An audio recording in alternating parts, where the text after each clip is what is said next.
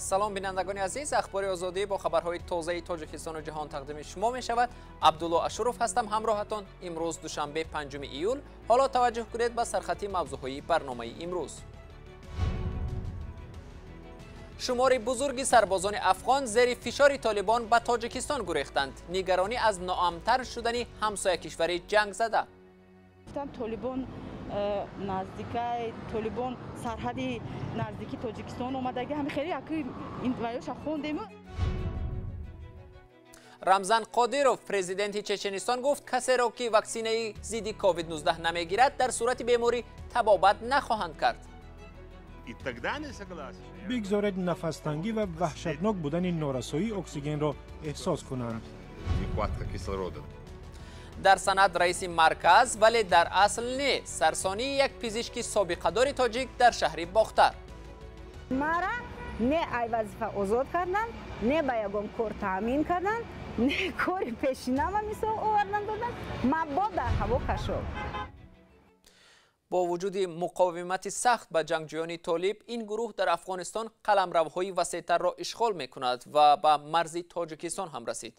مقامات دوشنبه شام دیروز اعلان کردند که صدها سرباز افغان از گوشه‌های گوناگون مرز زیر فشار طالبان به خاک تاجیکستان گریختند. مولا رجب یوسفی در این باره و آگاهی ساکنان از مرز ناآرام دو کشور گزارش می‌دهد. کمیته دولتی امنیت گفت در یک شبانه روز اخیر تعداد بی‌سابقه سربازان افغان و یا بیش از 1000 نفر به حمله های گروه طالبان تاب نیاورده به تاجیکستان عقب نشینی کردند. به گفته کمیته امنیت حالا بیشتر از 900 کیلومتر مرز در آن طرف تاجیکستان زیر نظارت طالبان قرار دارد. ناحیه یا ولسوالی های خواهان، شیکی، نوسی، ماهیمه، شغنان و سلطان اشکاشی ولایت بدخشان افغانستان دوام شبانه روز گذشته به دست طالبان افتادند. وضع در مرز نگران کننده است و مقامات تاجیک میگویند در پی درگیری ها احتمال عقب نشینی سربازان دیگر افغان نیز وجود دارد. ساکنان تاجیکستان درباره مناقشه های اخیر در مرز تاجیکستان و افغانستان زیاد اطلاع ندارند. اون روز اینترنت خوندم دیدم رستگام گفتن طالبان نزدیکی طالبان سرحدی نزدیکی تاجیکستان اومدگی همین خیلی اکی این ویاش خوندیم و خیلی سلیش کم ندرومدم رستگاه. خدمتچیان افغانستان و داخلی ریسپوبلیک ما شد. در یک ماه اخیر این بار پنجم است که نظامیان افغان به تاجیکستان عقب نشینی میکنند و تعداد آنها حالا به بیش از 1500 نفر رسیده است. همین گونه وضع در همسایه کشور تاجیکستان با سرعت تغییر میکند و ظاهرا مقامات بلندپایه کشور خود را به این اوضاع آماده میکنند و نگرانند که مناقشه در افغانستان به جنگ داخلی نپیچد و همراه با سربازان سیل پناهجویان به تاجیکستان جاری نشود. چند هفته پیش یادگار فیض رئیس ولایت مختار کوهستان بدخشان گفت به قبول پناهندگان آماده می شوند. گروه طالبان ادعا دارد که در چند ماه اخیر بیش از 143 ولسوالی یا ناحیه را در افغانستان تصرف کرده است. هرچند وزارت امور داخلی افغانستان این ادعا را رد می کند. تاجیکستان با افغانستان بیش از 1400 کیلومتر مرز دشوار نظارت دارند. مولا رجب یوسفی، شهلای عبدالله، آزادی دوشنبه. در ادامه این موضوع همکارم مومن احمدی یک ساعت پیش از برنامه با دو افسر افغان که به تاجیکستان فرار کردند صحبت کرد و از آنها دایر به سبب عقب نشینیشان به داخل تاجیکستان پرسید. همکارم اینجا در استودیو با ماست. مومن، این سربازان دایر به جنگ با طالبان و فرار به تاجیکستان چی میگویند؟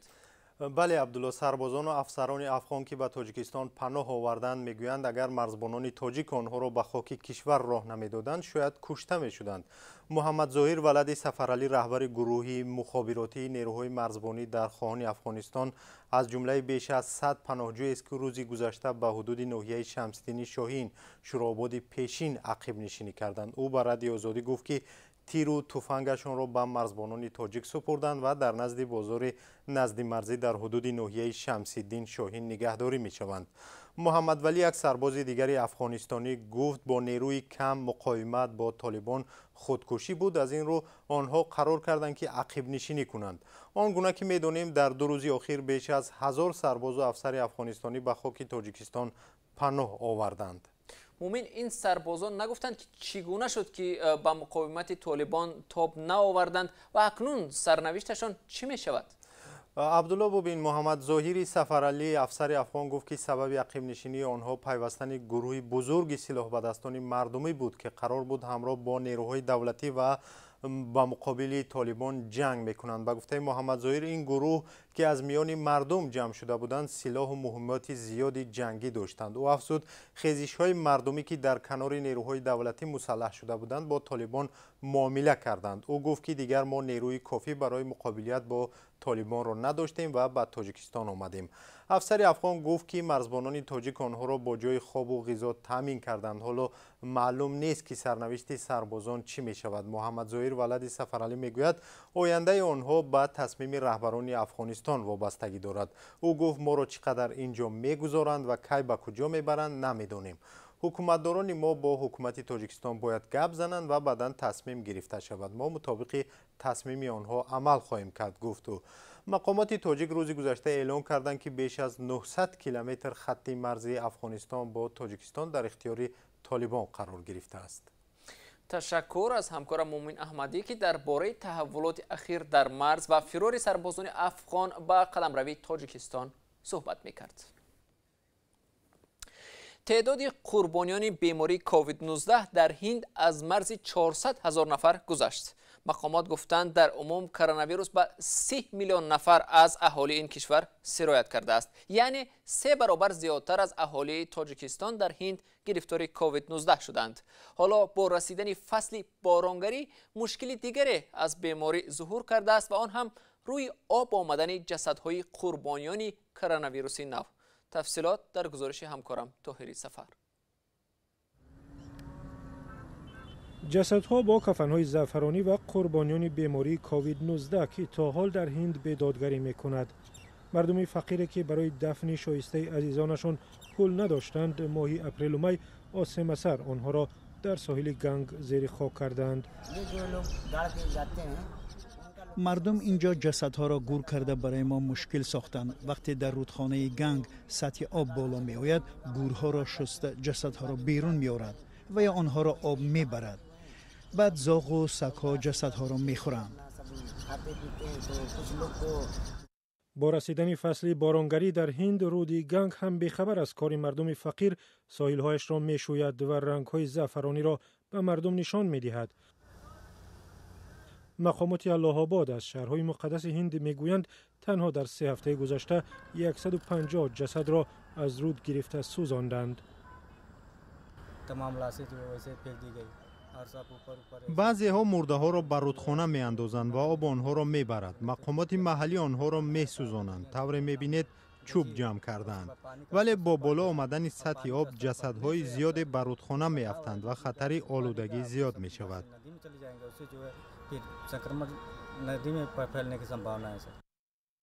به تخمین مقامات الله آباد ممکن است در زمان اوج سرایت کرونا ویروس تا 600 نفر را در ساحل گنگ گور کردند. هندوها بر اساس آیین خویش جسدها را می‌سوزانند و خاکسترش را به آب می‌اندازند. خرج مراسم خاکسپاری تا $100 را تشکیل می‌دهد، ولی طبقه قشاق هند همین پول را ندارد. برای همین بعضی‌ها جسدی عزیزشان را به گنگ می‌اندازند که رود مقدس به حساب می‌رود. به دریا انداختن جسد آب را آلوده می کند و بیماری های خطرناک برمی انگیزد. هند که خانه 1 میلیارد و 300 میلیون نفر است، بیش از هر کشور دیگر جبری کرونا ویروس نو را کشیده است. ویروس در این کشور تا حال به 30 میلیون نفر سرایت کرده و 400,000 نفر را کشته است. با زیادتر شدن تعداد گرفتاران کووید 19 در روسیه، رمزان قادیروف پرزیدنت چچنستان به مردم تهدید کرد که اگر واکسین نگیرند سخت تنبیه میشوند. مقامات بلندپایه گفتند آنهایی که واکسین نمیگیرند در صورت احتیاج هم معالجه نخواهند شد. تهدیدهای دیگر هم از زبان مقامات صدا دادند و در این باره همکارم مومن احمدی گزارش میدهد. در چچنستان با آنهایی که واکسین نمیگیرند تهدید کردند که سخت تنبیه میشوند. حالا در این جمهوری معرکه عمومی واکسین زنی بر ضد کووید 19 ادامه دارد و رمضان قادیروف رهبر خودکامه چچنستان گفته است هر کسی که واکسین نمیگیرد از حق معالجه محروم می شود. بگذارید نفس‌تنگی و وحشتناک بودن این نارسایی اکسیژن را احساس کنند. بعدی چنین هشدار قادیروف معرکه واکسین زنی در چچنستان صورت گرفت. تا آخر ماه از میان 1,400,000 نفر از اهالی جمهوری 220,000 نفر واکسینه گرفتند که از بلندترین نشاندادها در روسیه است. عین زمان سرایت کرونا ویروس هم زیاد شده است و الخان سلیمانوف وزیر تندرستی آینده تیره را پیش بینی می‌کند. بعد موج سیوم پاندemia چهارم و پنجم و دیگرش هم می آید. بعضی از چچن‌ها بر رادیو آزادی گفتند علاج بغیر از گرفتن واکسن ندارند. یک استاد دانشگاه گفت نگیرد از کار میرانند. یک کارمند حکومتی گفت که به خود و اهل عائله‌اش دستور دادند واکسن بگیرد. بنا به گزارش‌ها به پلیس هم دستور دادند مردمانی که واکسن نگرفتند جمع کرده برای واکسن زنی به شفاخانه‌ها برند. مگامد داودوف رئیس پارلمان هشدار داده است بچه‌های آنهایی را که واکسن نگرفتند به مکتب راه نمی‌دهند. در شهر باختر مرکز ولایت ختلان رهبری مرکز یاری تعجیلی را مقامات موقتا از کار دور کردند، اما 2 سال باز تقدیرش معلق مانده است. روزگل برهانووا مدیر سابق مرکز یاری تعجیلی باختر نه به مقامش برقرار می شود و نه فرمانی از وظیفه رفتنش را می تواند بگیرد. شهلا عبداللهی گزارش می دهد. در حقیقت یاری تعجیلی روزگل برهانووا هنوز رسما دیرکتور مرکزی یاری تعجیلی طبی شهر باختر است، اما عملا نزدیک به 2 سال باز او نمیتواند به کار برگردد و یا فرمانی از کار رفتنش را بگیرد. حاضر در مرکز یاری تعجیلی سیوم دیرکتور کار کرده است، نه که مرا نه ای وظیفه آزاد کردن، نه به یگان کار تامین کردن، نه کار پیشینه میسا آوردن دادن، ما در هوا کشید. روزگل را پس از شکایت همکاران و تفتیش دادستانی با قرار رئیس شهر باختر از وظیفه برکنار کردند. در قرار از 3 ایولی سال 2019 گفته شده است که او موقتا از وظیفه دور کرده می شود. اما برهانووا حالا از آن شکایت دارد که تا حال سرنوشت او ناروشن مانده، کسی به قضیه او توجه نمی کند. یک سبب هم به گفته او این است که رئیس سابق شهر که نسبت او چنین تصمیم گرفته بود از وظیفه برکنار شد و با آمدن رهبر نو قضیه او هم معلق ماند. تا حاضر هیچ که مرا فیراد نمیکنه، تا حاضر کاری مرا حل هیچ که حل نکرده. مشکل در کار روزگل بعد آن شروع شد که زیر دستانش با ناروزگی از جمع‌آوری مبلغ از بالای او شکایت بردند و میگوید برای آبادانی مؤسسه او مجبور بود این کار کند، اما ادعا دارد که این مبلغ ها را به منفعت خود صرف نکرده است. هرچند دادگاه او را در از خود کردن 10,000 سومانی گناهکار نموده جریمه کرد. روزگل با قانون عفو از جریمه آزاد شد و حالا میگوید فقط میخواهد طبق قانون موقع یا جایگاه او را معین کنند تا یا به جای کار خود برگردد و یا از پی کار دیگری شود. من کار برآمدن نمیتونم که همه آدمایی که دفترچه مهنتی ما بینن در همونجا نویستگی که دیرکتور مرکز یاری تعجیلی طبی. در همین حال همکاران سابق روزگل از صحبت با خبرنگاران خودداری کردند. در حکومت شهر باختر ضمن تماس تلفنی با رادیو آزادی گفتند از این قضیه چند سال گذشته است و در این مدت اکثر راهبران عوض شدند. در پاسخ به شکایت روزگل برای برقرار کردن به جای کار پس از 1 سال این حادثه، دادگاه شهر باختر گفته است مهلت مراجعت به سود عاید برقرار کردن به جای کار بی اساس گذرانده شده است. بنابراین دعوای برهانووا به قناعت گذاشته شده است. اما خود برهانووا میگوید با دلیل خروج کرونا ویروس و محدودیت ها در کشور او آن زمان نتوانست برای اثبات بیگناه و طلب حق خود مبارزه برد. از سببی که همه جا کرونا ویروس کشیده است. روزگل کی به نزد بیماران برمیگردد؟ سوالی که نه خودش و نه مقامات با آن پاسخ روشن ندارند. این گزارش آخری برنامه امروز بود. تا ملاقات بعدی، خداحافظ.